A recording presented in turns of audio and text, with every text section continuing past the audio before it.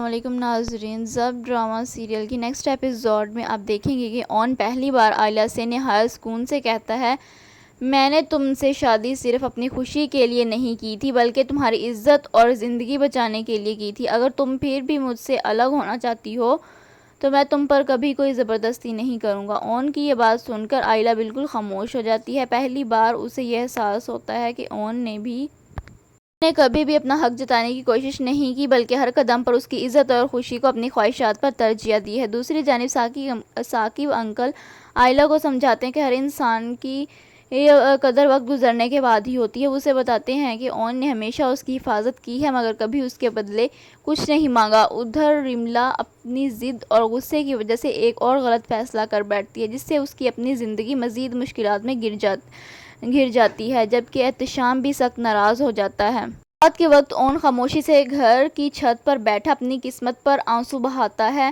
اسے صرف ایک ہی دکھ ہوتا ہے کہ جس لڑکی سے اس نے سچی محبت کی وہ آج بھی اسے اپنا نہیں مانتی۔ اسی دوران آئلہ دروازے سے اون کو دیکھتی ہے۔ پہلی بار اس کے دل میں اون کے لیے ہمدردی کا ایک چھوٹا سا احساس پیدا ہوتا ہے مگر وہ خاموش رہتی ہے۔ ناظرین، آئلہ کی دل میں تبدیلی کی یہ پہلی دستک کیا اون کی زندگی بدل دے گی؟ یہ جذباتی موڑ اگلی قسط کو مزید یادگار بنا دے گا۔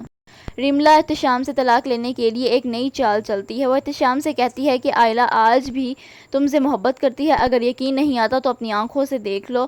دراصل رملا کا مقصد صرف یہ ہے کہ کسی نہ کسی طرح احتشام سے طلاق لے کر اون سے شادی کر سکے، مگر اس کی یہ خواہش پوری ہوتی دکھائی نہیں دیتی۔ دوسری جانب احتشام کو بھی احساس ہونے لگا ہے کہ اس نے اپنی زندگی میں کتنی بڑی غلطی کی تھی۔ وہ آئلہ کو طعنے دیتے ہوئے کہتی ہے، تم نے اون سے شادی کر کے اپنے معیار کو بہت نیچے گرا دیا ہے۔ حقیقت یہ ہے کہ احتشام خود بھی رملا کے ساتھ خوش نہیں ہے جبکہ رملا بھی اس سے طلاق لینا چاہتی ہے۔ ادھر آئلہ اون کے صبر اور خاموشی کا ناجائز فائدہ اٹھاتی ہے۔ وہ سب کے سامنے اون کو برا بھلا کہتی ہے مگر اون خاموشی سے سب کچھ برداشت کرتا ہے۔ آئلہ کو اب بھی یقین نہیں آتا کہ اس کی شادی اون سے ہو چکی ہے۔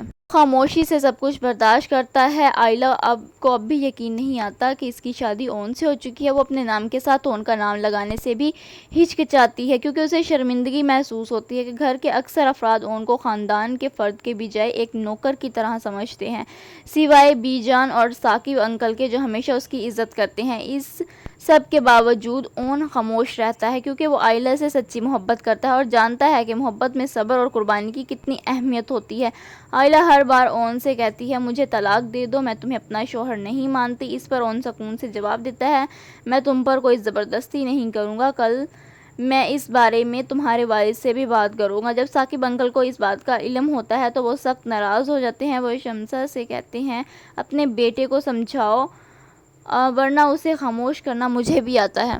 دوستو، آپ دیکھیں گے کہ آئلہ اور اون کے ولیمے کا ایونٹ ہوتا ہے جس پر آئلہ ذرا بھی خوش نہیں ہوتی اور وہ بار بار اون کو یہ کہتی ہے کہ وہ کسی نہ کسی طرح سے یہ ایونٹ رکوا دے، لیکن اون بھی اب آئلہ کو سمجھاتا ہے کہ ماموں بہت زیادہ غصے میں ہیں، وہ کوئی بھی ایسی ویسی حرکت نہیں کر سکتا۔ آئلہ کی ماں نے بھی صاف انکار کر دیا ہے، اس لیے آئلہ کو مجبوراً اب ایونٹ کے لیے تیار ہونا ہی پڑتا ہے، لیکن وہ دل سے تو اس رشتے کو قبول نہیں کر رہی، لیکن پھر بھی اسے اس کے لیے ریڈی ہونا پڑ رہا ہے۔ ادھر اب شامی جو کہ رملا کی باتوں میں آ چکا ہے، رملا نے اسے کہہ دیا ہے کہ آئلہ آج بھی اس سے محبت کرتی ہے اور اس کے لیے مری جا رہی ہے، اس لیے اب شامی بھی اس کے کمرے میں جائے گا اور اسے کہے گا کہ اگر وہ چاہے تو وہ اون سے ڈیورس لے سکتی ہے اور ہم چوری چھپے نکاح کر کے یہاں سے بہت دور چلے جاتے ہیں۔ اس پر آئلہ کو بہت زیادہ غصہ آ جاتا ہے، اتنے میں وہاں پر اون بھی آ جائے گا اور اون پھر آئلہ اور شامی کو ایک ساتھ دیکھ کر شامی پر چڑھائی کر دے گا اور شامی کو مارتے ہوئے وہاں سے نکال دے گا، جس پر شامی کہے گا، مجھے آئلہ نے نہیں بلایا تھا، آئلہ نے نہیں بلایا تھا، میں خود تھوڑی نہ آیا ہوں، جس پر آئلہ بیچاری بہت زیادہ شرمندہ ہوتی ہے، لیکن اون کہے گا کہ تمہاری گھٹیا باتوں پر کوئی بھی یقین کرنے والا نہیں ہے، مجھے آئلہ پر پورا یقین ہے کہ وہ ایسی حرکت نہیں کر سکتی، البتہ تم بہت گھٹیا انسان ہو، جس پر آئلہ بہت زیادہ حیران ہوتی ہے کہ اتنا سب کچھ ہونے کے باوجود بھی کسی نے بھی آئلہ پر یقین نہیں کیا، لیکن اون نے اس پر یقین کیا ہے، شامی پر یقین نہیں کیا، اس لیے اب وہ خاموش ہوتی ہے۔ اب آئلہ کا باپ بھی وہاں آتا ہے، وہ بھی دیکھتا ہے کہ اون اور شامی لڑ رہے ہیں، تو پھر جب اسے ریزن پتہ چلتی ہے تو وہ آئلہ